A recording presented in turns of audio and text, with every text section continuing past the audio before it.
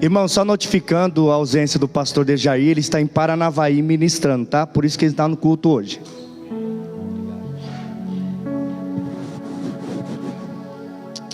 Queridos e amados, a paz seja convosco. Amém. Maravilha, prazer muito grande poder estar convosco uma vez mais nesta casa, onde a presença de Deus tem habitado na vida deste povo.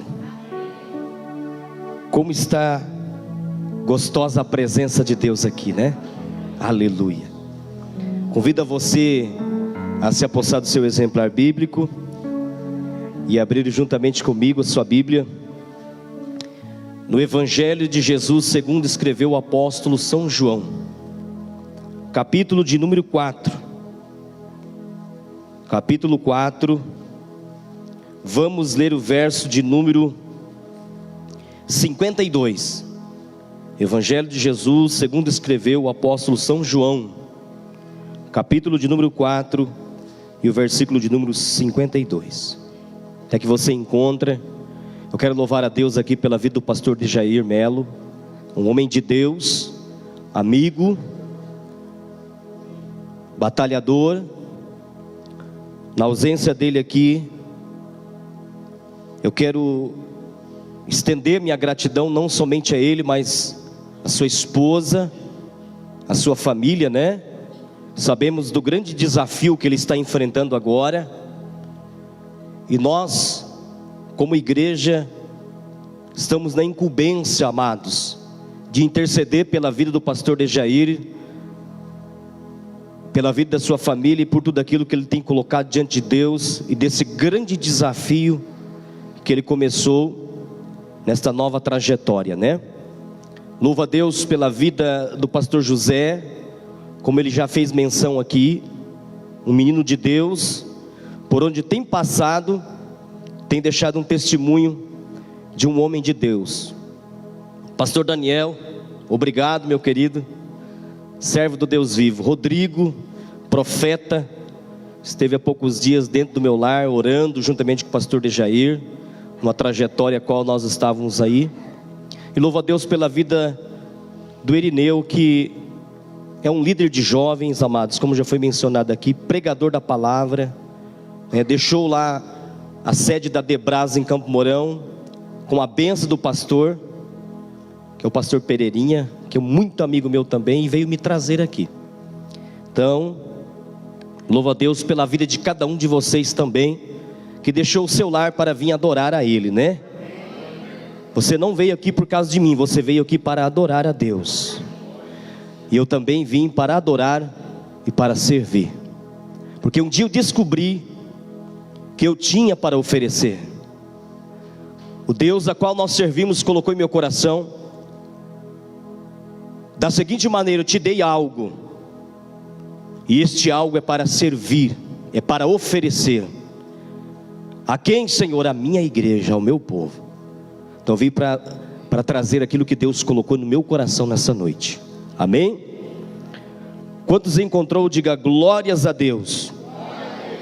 Verso de número 52 diz assim: e perguntou-lhes, pois a que hora se achará melhor? E disse-lhe, ontem às 7 horas a febre o deixou. Amém? Podeis assentar, louvando e bendizendo o nome do Senhor. Queridos e amados, eu quero pregar sobre o seguinte tema nesta noite: a hora já está marcada.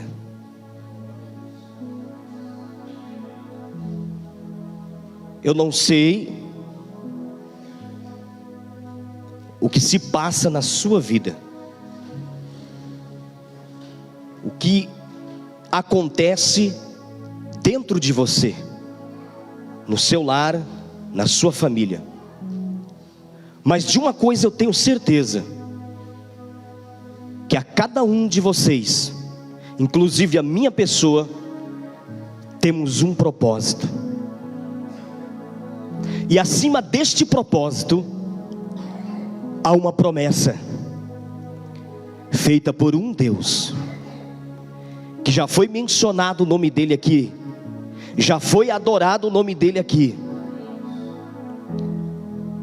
Todos nós vivemos de propósito em propósito, relembrando promessas e promessas, porque o Deus a qual nós servimos é um Deus de promessa. Queridos, vivemos dias que não são dias fáceis de se manter de pé na presença de Deus. Eu digo, pastor José Augusto, que são dias delicados, dias difíceis, a qual nós travamos na nossa vida cotidiana grandes batalhas para permanecer firmes na presença de Deus. Quando nós se diminuímos, como já foi dito aqui pela vida do pastor Daniel, Deus cresce no espaço, porque a graça dele nos basta. Mas para que exista o efeito da graça, é necessário nós ficar bem pequenininho diante da grandeza dele. Porque quanto mais nós se sentirmos pequeno, mais espaço sobra para Deus. E quanto mais o homem queira ser grande, menos espaço sobra para Deus.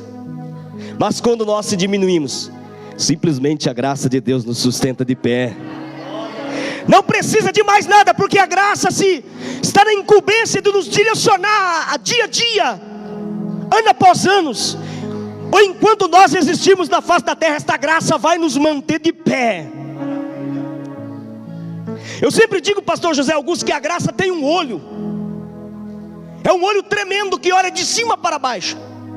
E esse olho se chama misericórdia. E ai de nós se o olhar da misericórdia não estivesse fitados em nós. Satanás, a antiga serpente, que não tira férias, que não tira um soninho como nós tiramos pela madrugada ou durante o dia, no momento do nosso cansaço físico, ele não brinca em serviço, ele trabalha o tempo todo. Porque é bíblico que ele anda de redor da noiva do cordeiro, rugindo como um leão, para tragá-la, no momento em que ele tiver a oportunidade de tragá-la, de destruí-la. Mas o olhar da graça, ou seja, o olhar da misericórdia, que nos acompanha, aleluia, é quem tem feito com quem nós se mantemos de pé.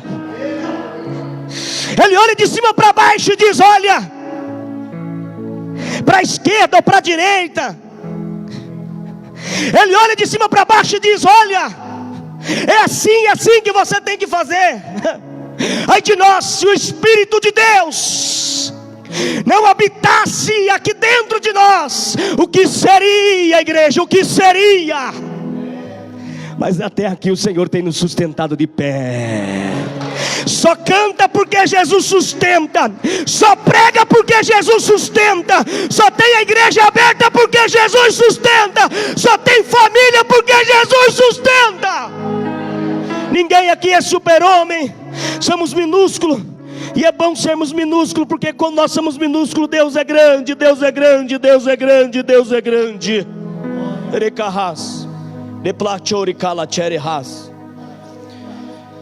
Aleluia.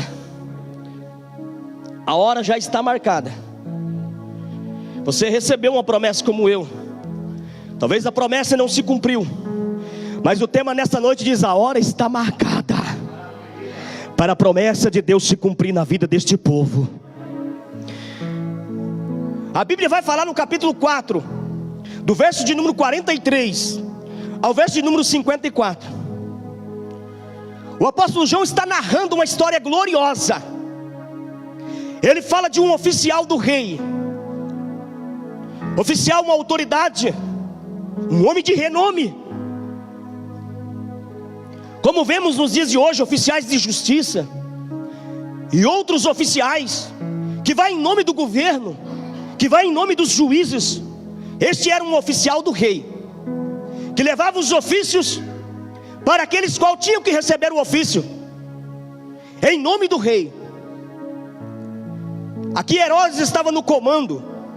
Sabemos nós que 3 Herodes nessa época reinou. Herodes o Grande estava no comando, e esse oficial servia ao rei. A Bíblia vai dizer que esse oficial, ele não morava em Caná da Galileia, ele morava em Cafarnaum, presbítero, ou pastor José. Cerca de 37 quilômetros de Caná, à beira da Galileia, estava Cafarnaum. A minha Bíblia diz que este homem tinha um filho amado. Então, quando está falando de filho, está falando da família. Eu disse aqui que o olhar da misericórdia, ele sempre está fitado na família, para que a família não se desgoverne, para que a família não venha a ser destruída.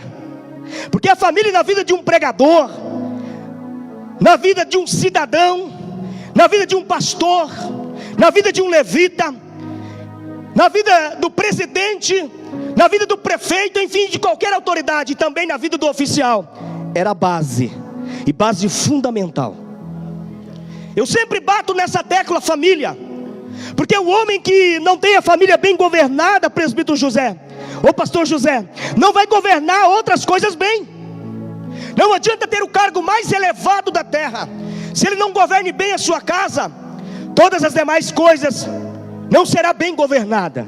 Mas quando temos o total governo na nossa casa, certamente que Deus olhará de cima e fará com que você também governe as demais coisas bem governado. Família é preciosidade.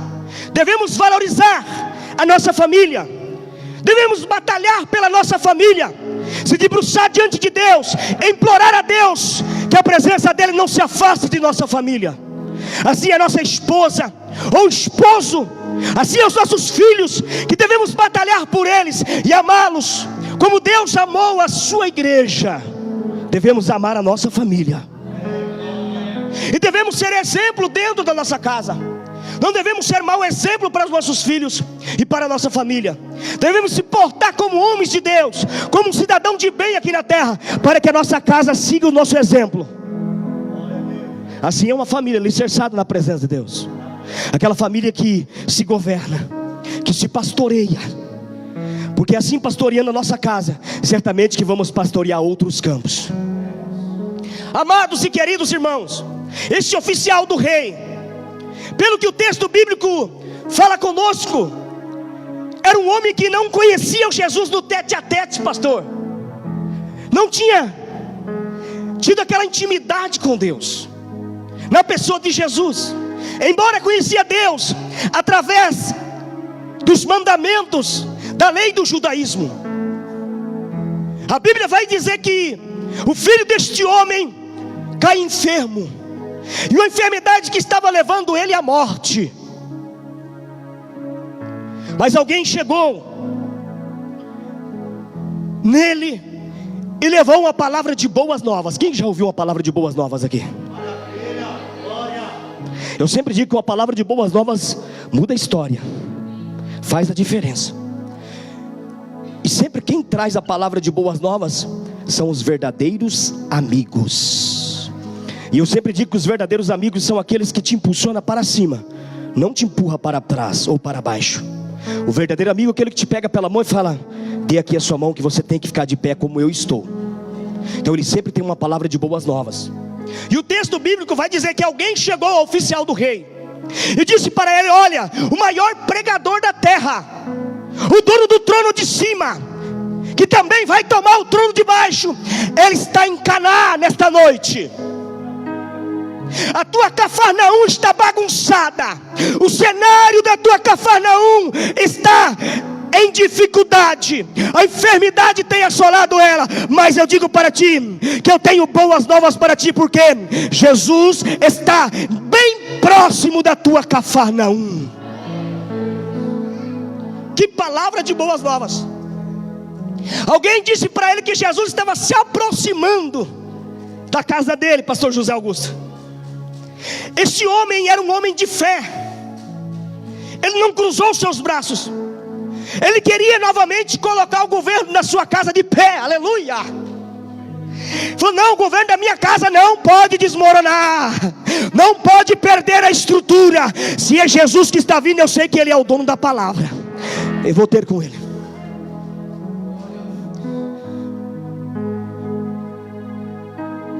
Pelo que a Bíblia refere, é a segunda vez que Jesus vai a Caná. Por que Jesus vai a Caná? Porque lá existiam os galileus, e esses galileus viram Jesus pregando em Jerusalém, e eles amaram Jesus de primeira, e disseram: Jesus, desce novamente, fazer uma cruzada evangelística lá em Caná, lá onde o Senhor multiplicou, ou seja, transformou a água em vinho. O Senhor é bem-vindo lá. Os galileus gostam de te ouvir.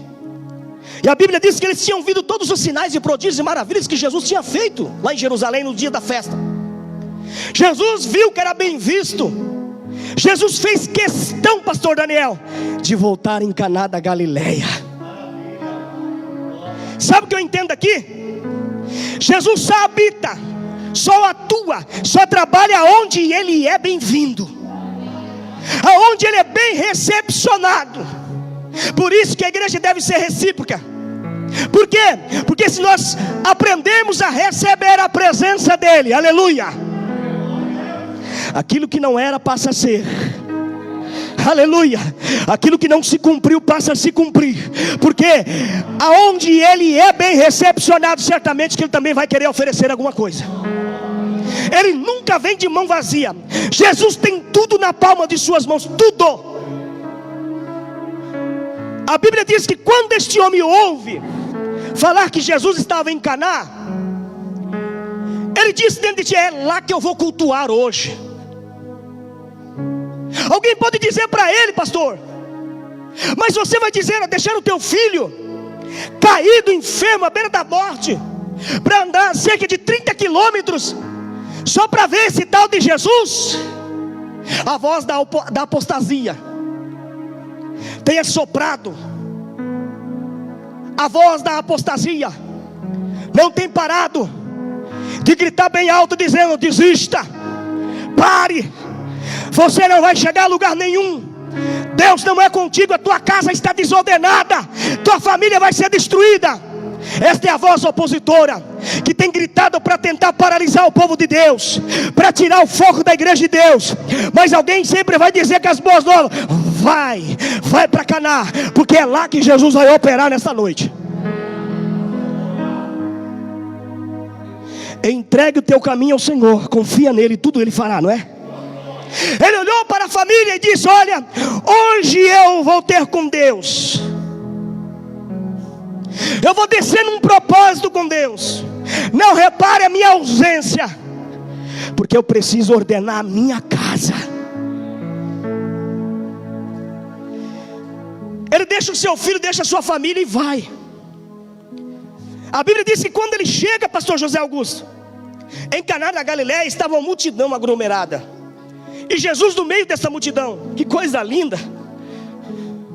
É um sinal que estava tendo efeito a presença de Jesus ali. Se não houvesse ninguém ali, porque não tinha efeito a presença dele. Mas eu não vi nenhum canto da Bíblia falar que onde Deus marcou presença, Ele ficou sozinho. Em todo canto que Deus veio e bradou, ali se aglomerou multidões, porque todos creram no seu evangelho.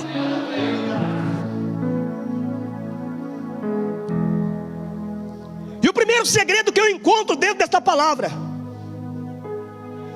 é o ouvir. Há muitos meios de ser ouvidos, há muitos meios. As redes sociais que falam sem cessar, as autoridades da terra falam sem cessar. Eu falo, você fala e muitos falam. Então há vários meios de ser ouvidos, mas apenas um meio, apenas um meio na vida do oficial, aleluia, que tinha capacidade de falar e resolver a situação. Eu creio que muitos falaram, pastor José, muitos levaram a receita. A irmã fulana faz um chá que, olha, tira qualquer dor. O médico cicrano dá a melhor receita, e nenhum daqueles diagnósticos pôde resolver a situação. Então muitos meios falam, mas apenas um meio aparece na palavra de Deus. Romanos capítulo 10, verso 17 diz assim, ó: de sorte que a fé vem pelo ouvir, e ouvir a palavra de Deus. Ele fala: eita povo sortudo, é motivo de adorar, é motivo de erguer a mão e dizer: eu sou homem e mulher de sorte mesmo. Porque a fé vem pelo ouvir, e ouvir a palavra, e eu estou ouvindo Jesus falar comigo. Então eu sou diferente, eu sou escolhido, sou selecionado para ouvir essa voz diferente. Jerusalém estava desacreditada, a casa do oficial estava em perigo. O sumo sacerdote falava de Deus, mas nada acontecia, José, porque estavam longe da presença de Deus. O coração daqueles sumos sacerdotes estava apegado a dinheiros, a riquezas terrenas, e a presença de Deus já não atuava na vida deles mais, só fazia barulho. E de repente chega um tal de Jesus, levantando paralítico, ressuscitando um tal de Lázaro, ressuscitando filha de Jairo, pregando para a mulher adúltera e mudando a vida dela. Alguém falou: o que é isso? Eu vou pegar a estrada e vou ter com ele, porque somente ele tem palavra de boas novas.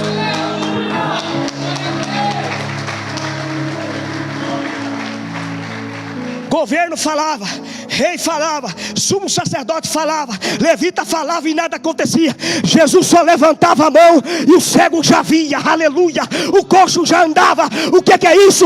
É poder de Deus na terra. A palavra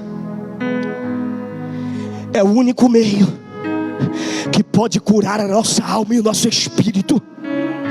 A palavra é o único meio que convence o homem a sair do pecado. A palavra é o único meio que tira a igreja do lamaçal e batiza ela com o Espírito Santo. A palavra é o único meio que põe o homem de pé na presença de Deus. Se assim pregarmos a palavra, surgirá o efeito dela. E o oficial do rei entendeu que a fé dele precisava ser ativada. Ele ativou a fé dele e não mediu a distância. Sabe o que é isso? É aquele cristão que almeja estar no culto, porque ele sabe que é ali que vai acontecer. Ele sabe que é ali que procede todos os mistérios de Deus. Ele fala: eu não posso faltar, eu tenho que ir, porque aquela reunião é a reunião das reuniões, e é lá em Caná que eu vou receber o meu milagre. Deus está falando no meu coração aqui que tem muita Cafarnaum aqui que Satanás tem assombrado, e ele tem apontado o dedo para a tua Cafarnaum, falando assim: eu vou acabar com ela, vou destruir ela, vou paralisar ela.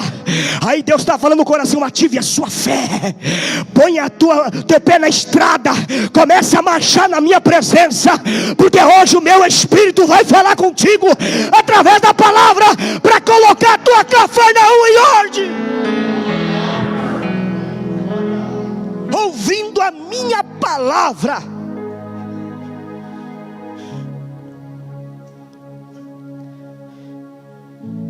Há um tal de um TikTok, né? Que hoje tem falado muito. As redes sociais é muito bom, é uma arma poderosa na mão de quem sabe usar, mas também é uma arma destruidora na mão de quem não sabe usar.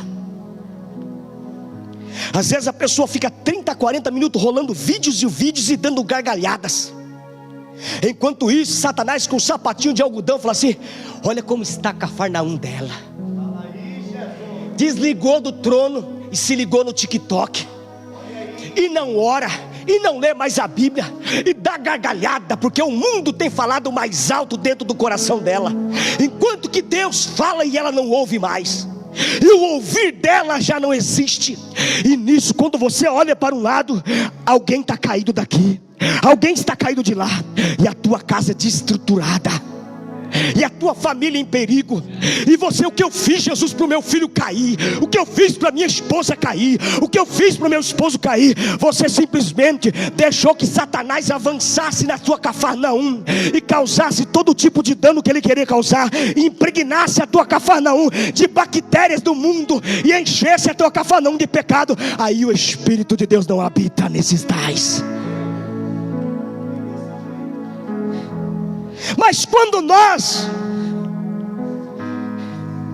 optamos por colocar o pé na estrada e dizer para o TikTok e dizer para as redes sociais perigosas, falar: você não domina mais a minha vida, você não terá mais o domínio da minha família, porque quem vai dominar a partir de hoje é a palavra de Deus, é o Espírito Santo.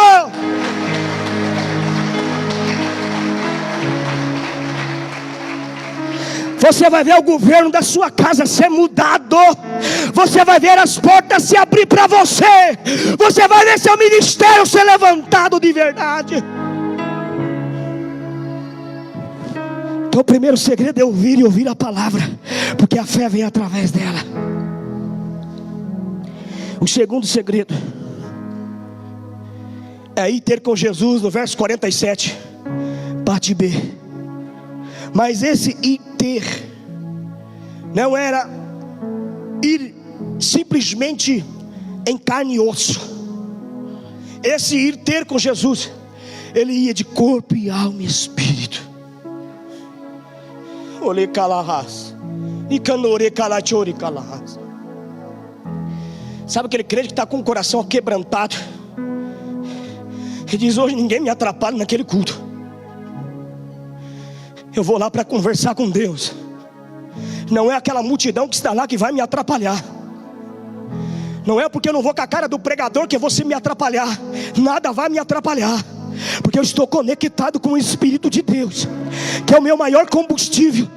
E Ele não erra, Ele não falha.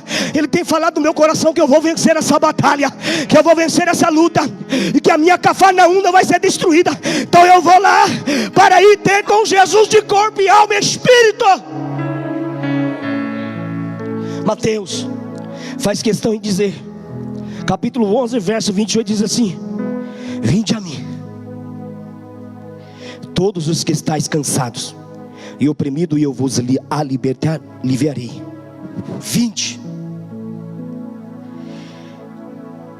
Quando o homem tem a atitude de ouvir e ir ter com Deus, o versículo do capítulo 11 de Mateus, o verso 28, vai revelar a pessoa de Jesus. A pessoa de Jesus, ela se manifesta da seguinte forma na vida da igreja. Quando a igreja cumpre esses requisitos, eu vejo Jesus se responsabilizando, pastor José. Ele diz: vinde. Ele está dizendo, ou seja, ele está trazendo para ele. Ele está dizendo: vem cá, vem. Enquanto esse homem estava dentro da sua sala lá, rodeando desesperado, lá em Cafarnaum, Jesus está em Caná, Rodrigo, dizendo assim: ó, ei, passa para cá, vem aqui, eu tenho a solução para você.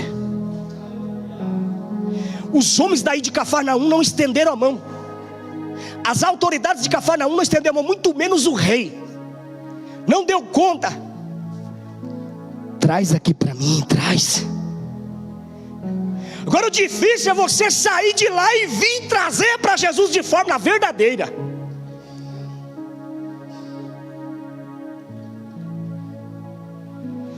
Há muitas barreiras que surgem nesse trajeto, pastor. Eu não vou entrar nem nessa questão de quantas barreiras surgiu para tentar atrapalhar o oficial. Mas a Bíblia diz que Jesus, Ele está acenando para sua noiva: eu te assumo, eu me responsabilizo pela tua casa, eu me responsabilizo pelo teu ministério. Já que você está tendo responsabilidade comigo, eu me responsabilizo por você. Veja o segredo aqui, pastor José. Alguém que se responsabiliza com a palavra também é responsabilizado pela palavra.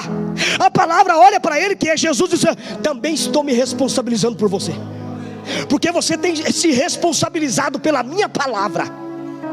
Olha o pacto da igreja com a palavra.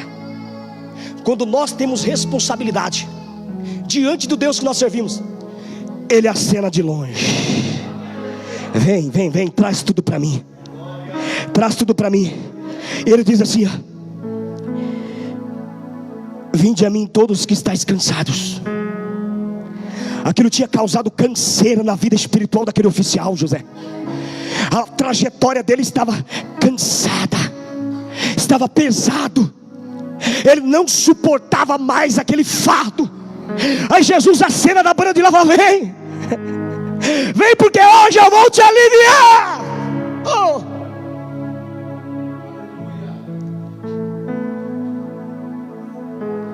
Quando o problema é com você, é uma coisa, mas quando o problema vira para um lado de um filho, de uma filha amada, o fardo que pesava 10 passa a pesar 100.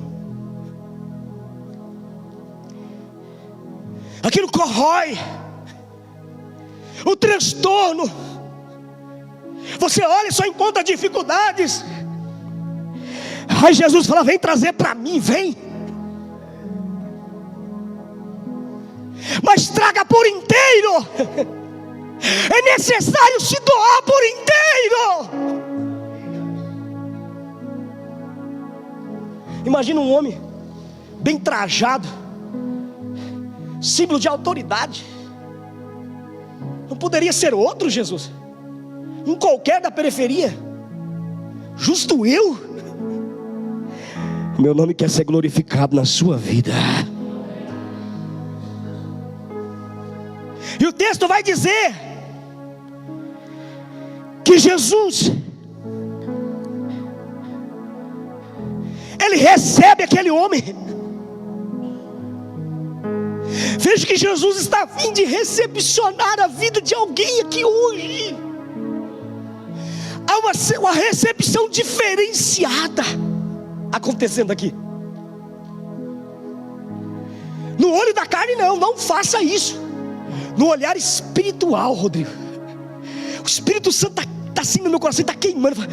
Há uma recepção aqui hoje. Eu estou recepcionando pessoas aqui para um tratar, porque eu tenho um compromisso com essas pessoas.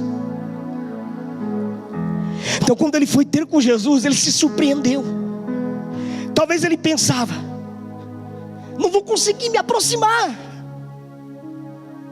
Isso faz parte do cenário da dúvida.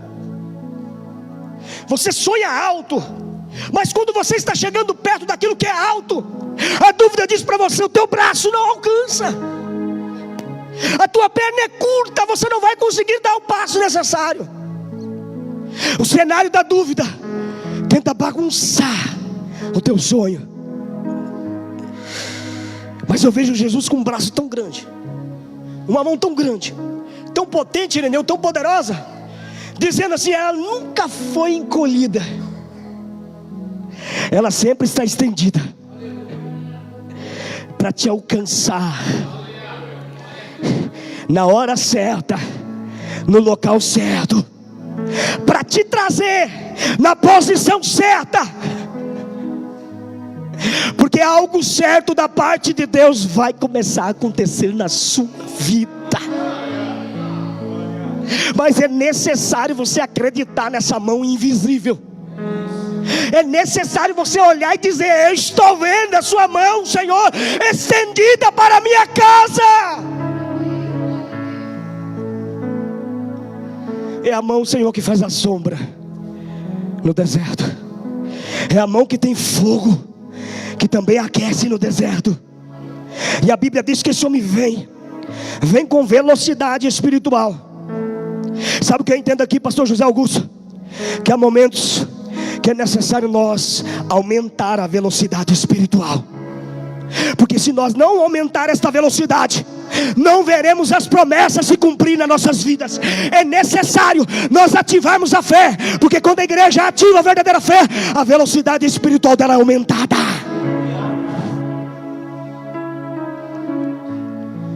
Em terceiro, a Bíblia diz que ele rogou-lhe, verso 47. Eu fui pesquisar no dicionário o significado desta palavra, pastor Daniel. Rogar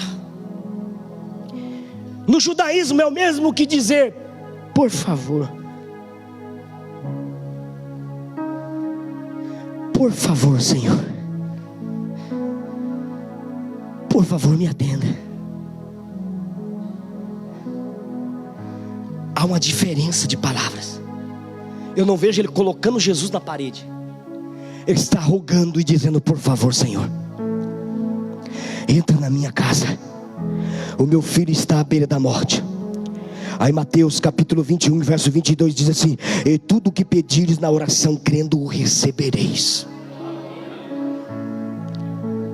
Ele não disse: se pedir isso, recebe. Ele disse tudo. Ele falou no sentido coletivo. Primeiro ele traz a responsabilidade, depois ele diz: é tudo. Não há nada fora do vocábulo de Jesus. Ele está dizendo: tudo que pedir no meu nome, se você acreditar, você vai receber. E esse homem pediu de uma forma diferenciada. Oh, aleluia. Que forma diferenciada. Educadamente ele chegou na presença de Deus. Ele soube falar com Jesus. Igreja, a Bíblia diz que havia uma grande multidão no cenário. Ou seja, a concorrência está grande. São muitos que estão disputando a mesma posição que a sua, o mesmo cargo que é seu, a mesma profissão que é sua. Milhares e milhares estão na mesma disputa. Lembra-se disso. Só que há uma qualificação. A Bíblia diz que ele chegou diferenciado, pastor José. Ele diz: por favor, Jesus. Então ele soube pedir. Ele pediu com o coração aquebrantado. Ele entendeu, para que ele receba a resposta de Deus, é necessário saber falar diante de Deus. Chegar diante de Deus na posição de servo, não de oficial. Aleluia. Um dos atrapalhos da trajetória de Cafarnaum até Caná seria o título de oficial.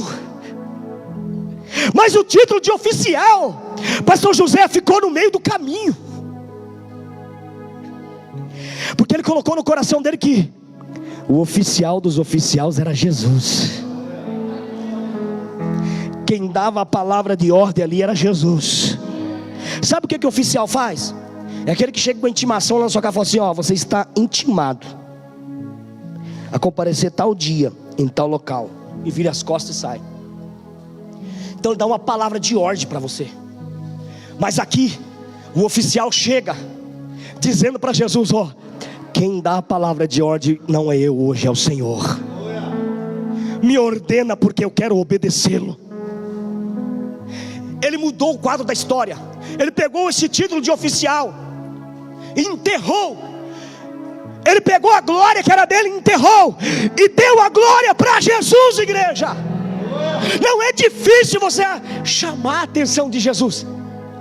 É só você pegar a glória sua, enterrar ela e chamar Deus de glorioso. e dizer que a glória é para Ele, que o mérito é para Ele, que você vai ver a diferença na sua vida.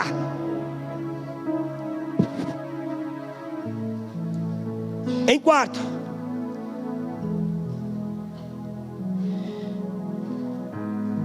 quando ele pede para Jesus descer,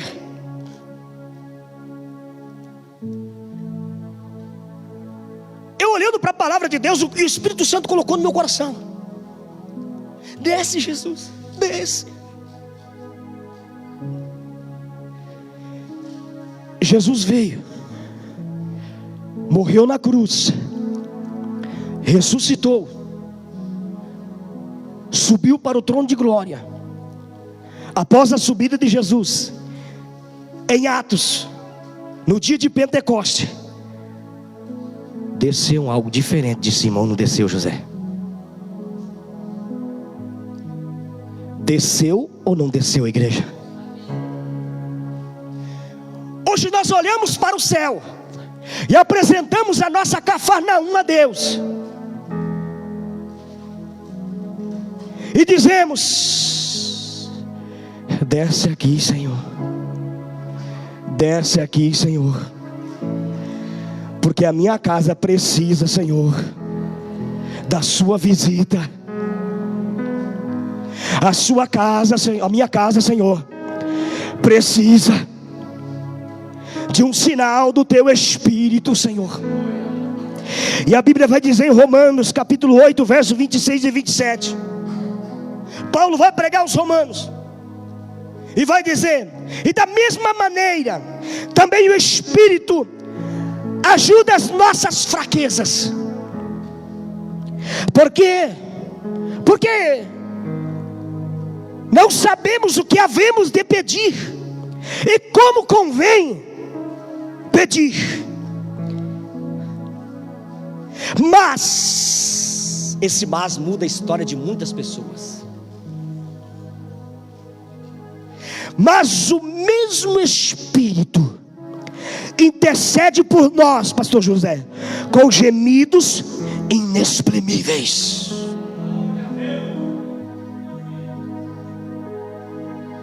Será que alguém daqui, começando por mim, teria a coragem de se debruçar na presença de Deus, ao ponto de gemer, gemidos inexprimíveis, para que Deus curasse a vida do seu próximo, para que Deus abençoasse a vida do seu próximo?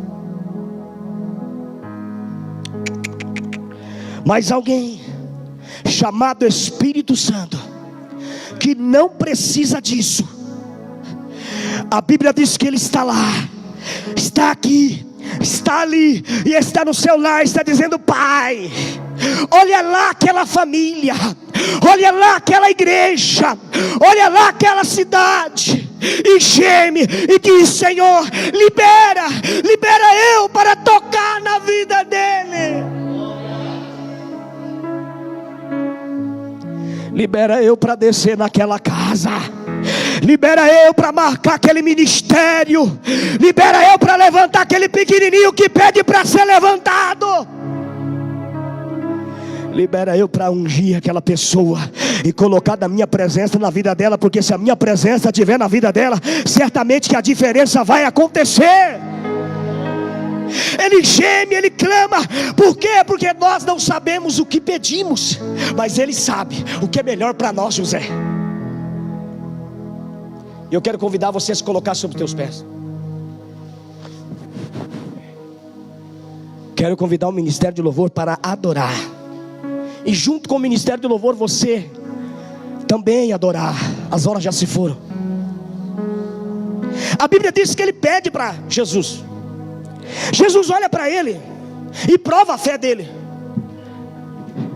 um pouquinho mais daquilo que ele estava sendo provado, porque Deus vai testar o coração daquele homem. Ele disse para ele assim: olha, se não virdes sinais e milagres, não creres em mim. Só acredita em mim se ver milagres e maravilhas. Jesus estava dizendo: eu quero que você acredite em mim, independente de sinais, milagres e maravilhas. Porque o cristão que acredita em mim, pela palavra, a igreja que acredita em mim pela palavra, é a verdadeira igreja que vai morar no céu. Mas a igreja que só vive de sinais e maravilhas é a igreja que vai ficar na terra.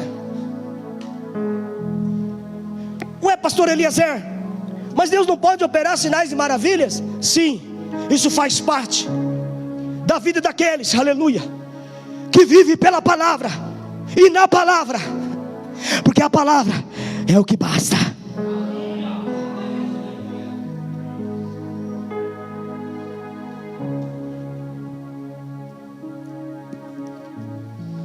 E olha o que diz a palavra.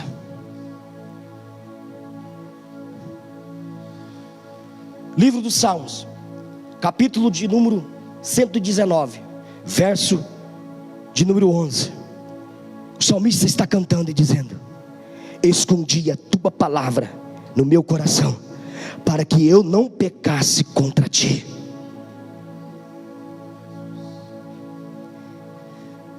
A palavra é a fortaleza no meio das nossas fraquezas. A palavra é o caminho no momento em que nós estamos se perdendo. Aí o salmista vai mais além, pastor José Augusto. No verso 12 diz: bendito és tu, ó Senhor, ensina-me os teus estatutos. Ou seja, eu bendigo o teu nome, Senhor, porque o Senhor deixou os estatutos para mim. Eu me alegro, Senhor, por ser ordenado por ti. Eu sinto prazer, Senhor, em ser mandado por ti.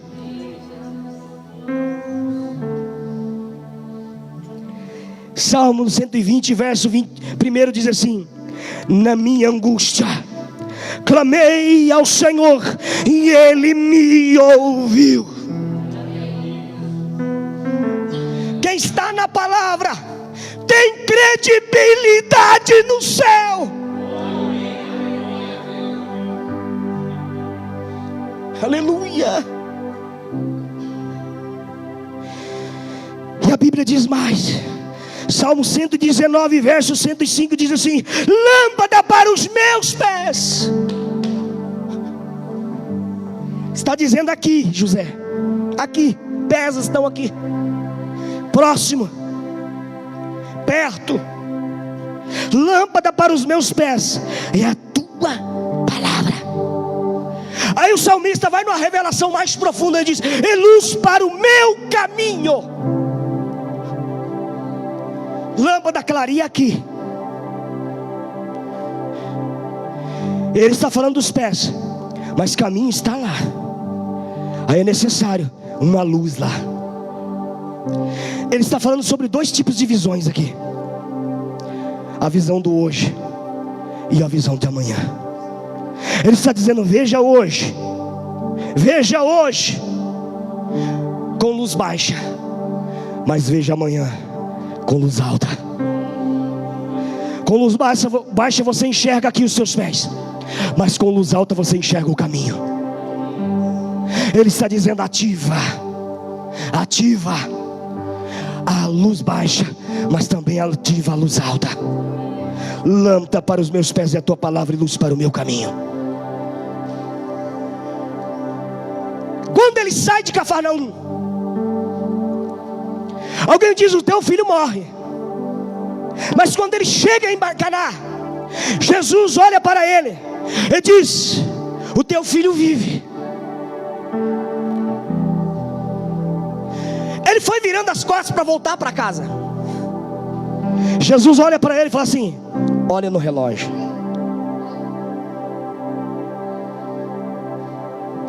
Olha no relógio. O que é, Jesus? Olha no relógio. Ele olhou no relógio. Que horas é? Ele diz: é a hora 7, às 13 horas da tarde. Já é passado o meio-dia. Pode ir embora. Volte para sua casa. A minha Bíblia diz que quando ele chega próximo à sua residência, os servos da residência saem correndo tudo de encontro dele. Ele diz: teu filho vive, teu filho vive. A mesma palavra que Jesus tinha dito um dia anterior, já tinha terminado aquele dia, já tinha rolado a noite. Ele vinha chegando no outro dia, José, e o servo diz a mesma palavra: teu filho vive. Ele lembrou da palavra de Jesus. Olha no relógio. A Bíblia diz que ele olhou. Que horas foi que ele viveu? Ontem, meu Senhor, às 7 horas, às 13 horas. Ele disse: a mesma hora que Jesus falou comigo. Eu não sei a hora, você não sabe, mas Jesus sabe a hora. E a hora pode ser agora, que está acontecendo na vida de alguém, alguma coisa. E quando você chegar lá, na sua Cafarnaum, alguém vai dizer: algo diferente aconteceu. Que dia que eu chego em Cafarnaum, Eliezer? Talvez amanhã, talvez depois, talvez daqui 30 minutos, talvez daqui uma semana, talvez daqui um mês. Alguém vai dizer: o teu projeto vive. A promessa que Deus tinha feito, hoje ela vive. O teu chamado vive.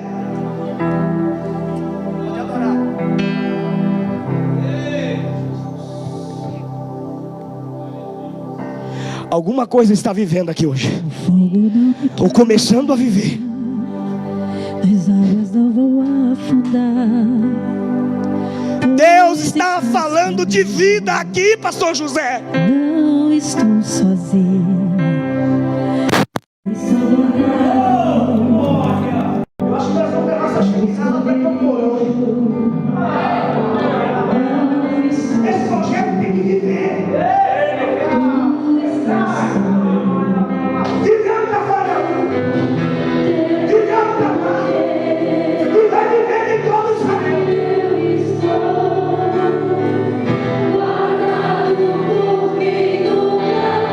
Está gerando vida. Está gerando vida aí, ó. Vida, vida, vida.